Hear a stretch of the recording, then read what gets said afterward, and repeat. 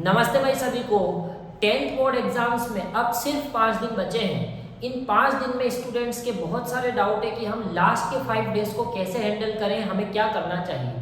मैं आपके लिए 5 गोल्डन रूल्स लेकर के आया हूँ जो हमें 5 आखिरी के दिनों में फॉलो करने हैं। तो पहले रूल से शुरुआत करते हैं। पहला रूल कहता है कि एनसीईआरटी पर ही अब हमें लास्ट टाइम पर फोकस करना है।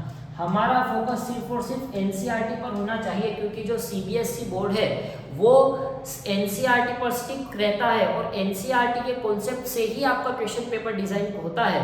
तो हमें एनसीईआरटी के सोल्ड अनसोल्ड एग्जाम्पल बेहतरीन तरीके से करके जाना है और एनसीईआरटी को बाइबल मान करके चलना है। अब लास्ट के टाइम पे बाइबल मान करके चलना है और किसी भी बुक को हाथ ही नहीं लगाना है, सिर्फ और सिर्फ एनसीईआरटी पर फोकस करें।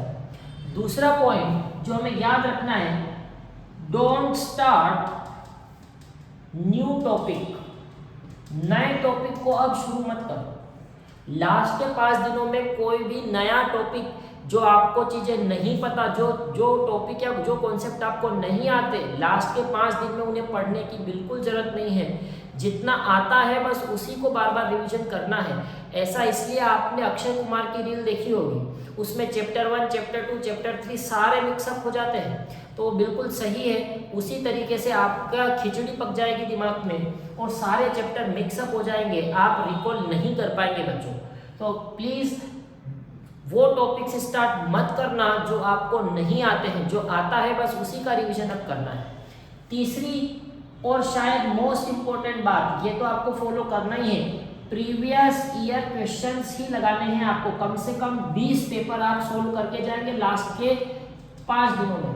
कम से कम 20 प्रीवियस ईयर क्वेश्चन आपको सोल्व करने हैं। प्रीवियस ईयर क्वेश्चन पेपर्स को आपको अच्छे से सोल्व करना है, ये तो हमारा होना ही चाहिए। 20 पेपर सोल्व कर लो तो इससे सारे कॉन्सेप्ट आपके कवर हो जाएंगे और आप अच्छे से एग्जाम में स्कोर कर पाएंगे। जो फोर्थ पॉइंट है वो ये कहता है कि हम रिवीजन किस चीज का करें। पूरी बुक का रिवीजन करने का आप टाइम नहीं है। लास्ट के 5 दिनों में सिर्फ और सिर्फ हमें रिवीजन करना है फॉर्मूलाज का, जितने भी फॉर्मूलाज हैं, सारी डेफिनेशंस का और डायग्राम्स का।